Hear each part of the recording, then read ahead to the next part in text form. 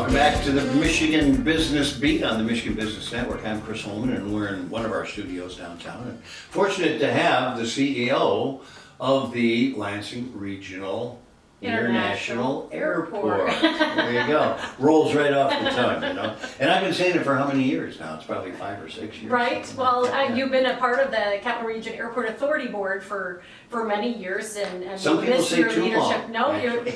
it was fantastic. We'd love to have you back and engaged with the board. Well, I'll tell you what, it was fantastic for me too. At 20 years, somebody decided that was enough, and that was probably good judgment.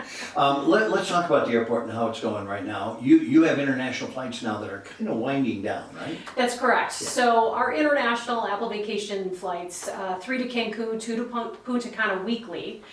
So we have 50 departures for this season. So it's really the end of January to the first part of April window of time of these flights. And you were there when we actually became international. So this all started back in 2009. And our first season of international flights, we had 15 departures for the entire season. And this year we're at 50 departures this season. So folks still have the opportunity to be able to take a quick trip and hop on some of these additional flights that we've got going on. I know it's we've kind of turned to some warmer weather, but there's still some opportunities to get on the beach. Don't look outside, just book. Exactly. All right. You know, the other thing that happened back then too is we made this commitment to Port Lansing, right? Yes. So international trade, that sort of thing. Yeah, and the port of entry for the state of Michigan, folks take a step back going, okay, you're a port of entry, where's the water, Where's right? your harbor, right? Yeah. Yeah. But we are an inland port of entry, which gives us that ability to put in a federal inspection station that allows us to clear international passenger flights of over 19 people. So anybody with corporate travel business or general aviation flights, as well as these charters that are heading to vacation destinations, you can only do those of over 19 people here in Lansing or down in Detroit. So a lot of other airports are international, but they can only clear an international flight of 19 people or less. So that's one piece. The other piece is our foreign trade zone status. We cover an 8-county region. So this gives that opportunity for corporations to keep their businesses here in the United States, keep their employees here in the United States, and still reap the benefits of some tax duties and benefits of deferral of those. Yeah, it's kind of amazing, like a manufacturer or an assembler can have parts come in, assemble them here, and send them on, and not pay duty on them. That's correct. Yeah. So if it's coming in, depending on your product, it's coming in no tax or duty. You create your product. If you're shipping it back out internationally, there's no tax or duty that's actually paid on the product. Now, if you're turning around, you're shipping it back out within the United States, you're able to hold on paying any of those tax or duties until your product is sold and out of your warehouse. Right. So right. yeah, some great. It's pretty amazing when all the things that go on out there, and one of them is cargo. People don't realize how many planes are up and down daily related to cargo. That's right, and that's one of the great news that we have coming up. So we've got UPS as a Midwest hub located here in Lansing.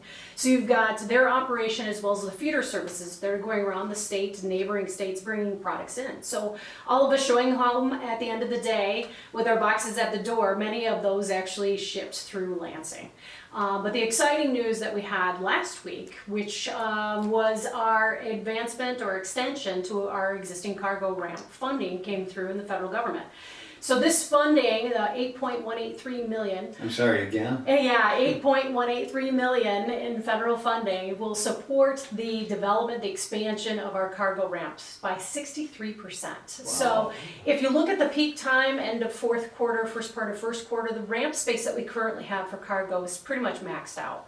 So for any future growth or opportunities of expansion with UPS or any other cargo provider, we have to have the space available to move forward for future economic development. Well, I was going to say, explain to people why that is and what that ramp actually is. I mean, that allows the cargo to move in and out. That's correct. So if we're tapped out on space, then there's no place for the airplanes to position unload and load their product. So we have to make this space available. With our central location in the state and the benefit that we can provide these carriers, really creates this future opportunity for growth. So we got a few people to thank, probably. I mean, our 2 U.S. senators were knee deep in this. Yeah, right? Senator Stabenow and Senator Peters were really taking this to the floor and pushing this and making sure it stayed within the bill, and as well as our House representatives were extremely supportive as well. All of them have supported and voted in support of the bill moving forward, and for us, it's one of the largest single projects that came through in this bill for the state of Michigan,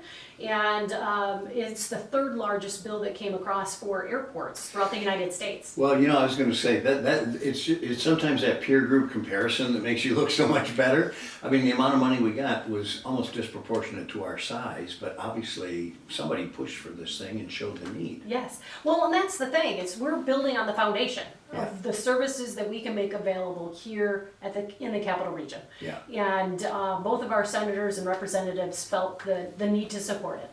Well, you know, it's kind of interesting because one of the first questions everybody asks is, are you going to get more flights? Right? So you got 30 seconds. Give me the process of that and why that is an ongoing task. Right, so important, our relationship with Delta Airlines and American Airlines, of course, this seasonal service to vacations. But you can get from here to anywhere in the world right from Lansing. A lot of conversations about, can I make connections? How are my flights operating? I can say personally, I've had multiple frequencies and the flights are on time, but future growth and opportunities are going and meeting with these corporations, these airlines at their headquarters, meeting with them in person, having these discussions about the growth of what's going on in this region. But the biggest thing, and the folks out there that are listening, I always get asked this question: how do I help? You help by putting your butts in the seats of these airplanes that are flying from Lansing today. That's right. And the airlines will respond. They will. They'll see the need. Yeah. Nicole Noll-Williams, CEO of the Capital Region International Airport. Thanks for being with us and the great work you do. By the way. Thank you. Appreciate your support. Well, it's always my pleasure. You've been watching or listening, whatever you're doing, to the Michigan Business Beat on the Michigan Business Network. I'm Chris Holman.